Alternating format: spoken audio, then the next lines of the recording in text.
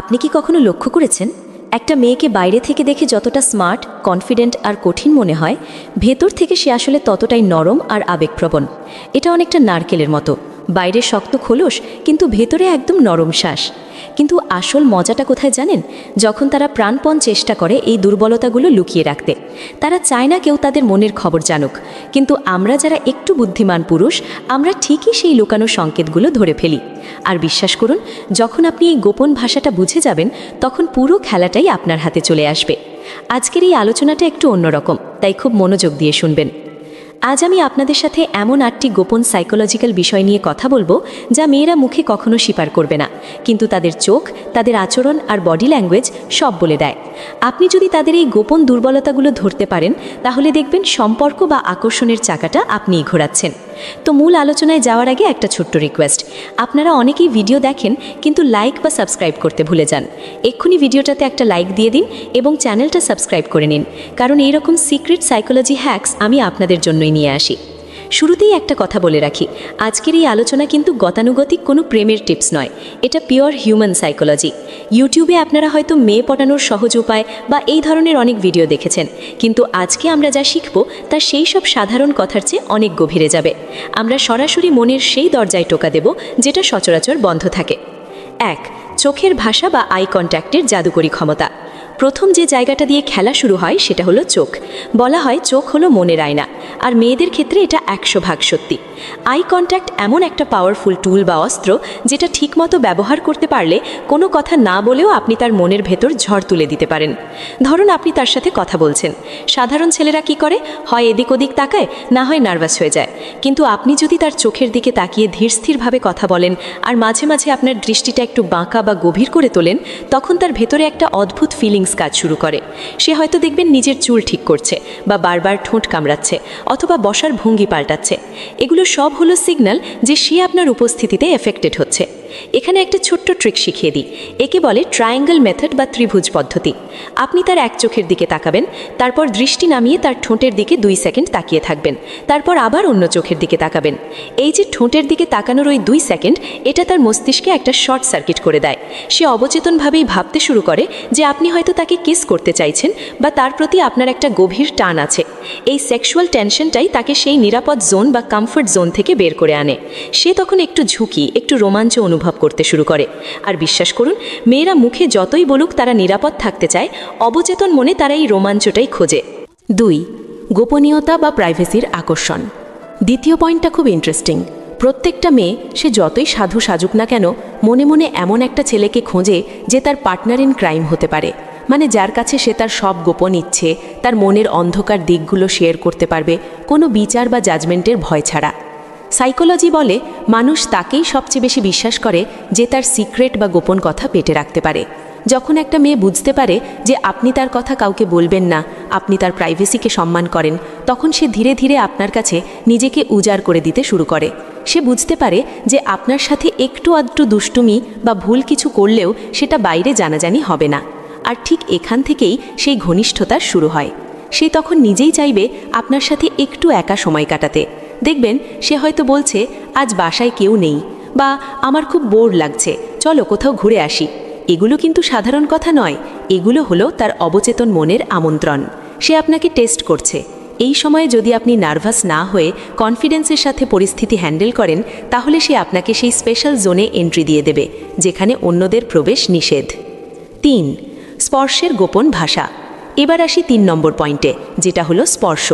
মেয়েরা মুখে অনেক কথাই বলে না, কিন্তু তাদের শরীর কথা বলে, আর স্পর্শ হলো সেই ভাষার সবচেয়ে বড় মাধ্যম। যখন কোনো মেয়ে আপনাকে পছন্দ করতে শুরু করে, সে অজান্তেই আপনার কাছাকাছি আসার চেষ্টা করবে। হয়তো কথা বলতে বলতে আপনার শার্টের হাতা ঠিক করে দিল, বা হাসতে হাসতে আপনার গায়ে বা কাঁধে আলতো করে হাত রাখলো, বা হয়তো আপনারা পাশাপাশি হাঁটছেন, তার হাত আপনার হাতের সাথে ঘষা খেলো। এগুলোকে কখনোই অ্যাক্সিডেন্ট বা কাকতালীয় ভাববেন না, এগুলো হলো পারমিশন বা অনুমতি।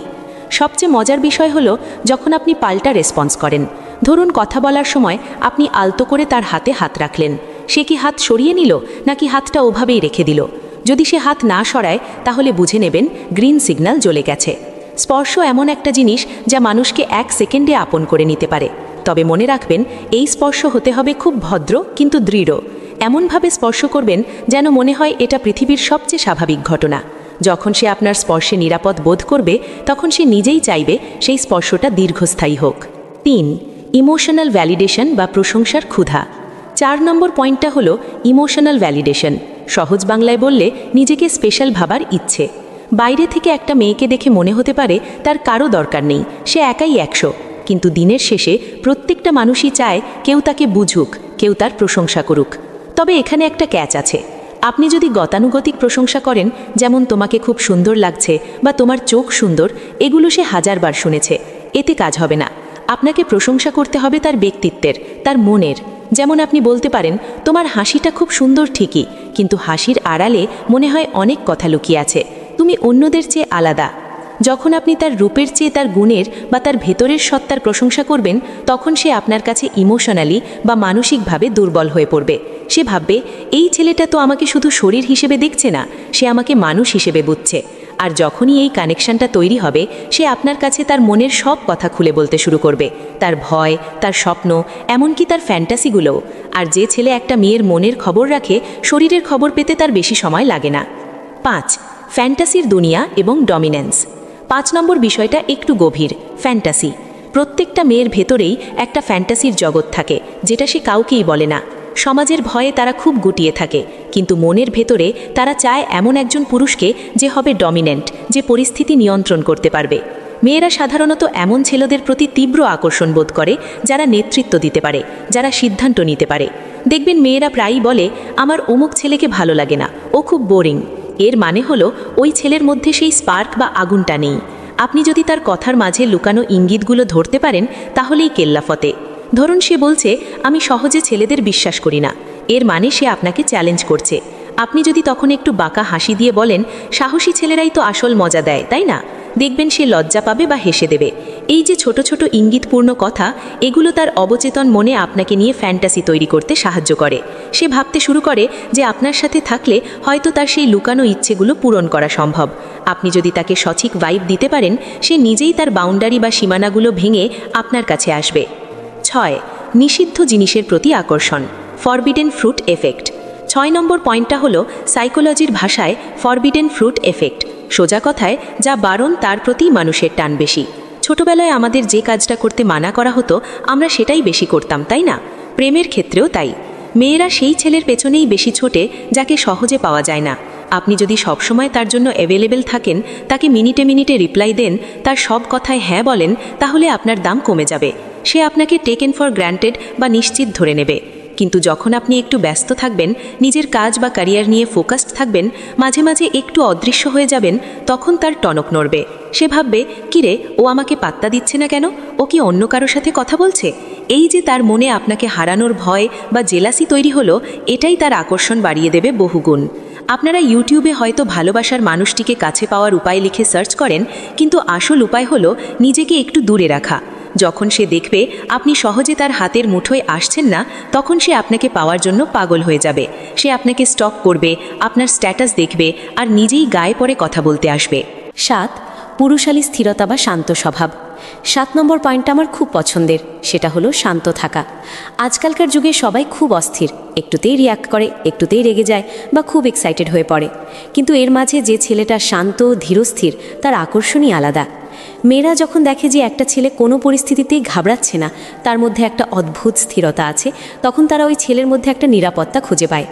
সাইকোলজি বলে নারীরা এমন পুরুষের প্রতি আকৃষ্ট হয় যার নার্ভাস সিস্টেম খুব স্ট্রং। ধরুন আপনারা কোথাও বসে আছেন, হঠাৎ কোনো একটা সমস্যা হলো। আপনি যদি লাফালাফি না করে ঠান্ডা মাথায় সিচুয়েশনটা হ্যান্ডেল করেন, সে আপনার দিকে মুগ্ধ হয়ে তাকিয়ে থাকবে। আপনার এই শান্ত স্বভাব তাকে বোঝায় যে আপনি একজন আলফা মেল। আপনার কিছুর দরকার নেই, কিন্তু আপনি চাইলে সব পেতে পারেন। এই যে আমার কাউকে দরকার নেই ভাবটা, এটাই মেয়েদের সবচেয়ে বেশি টানে।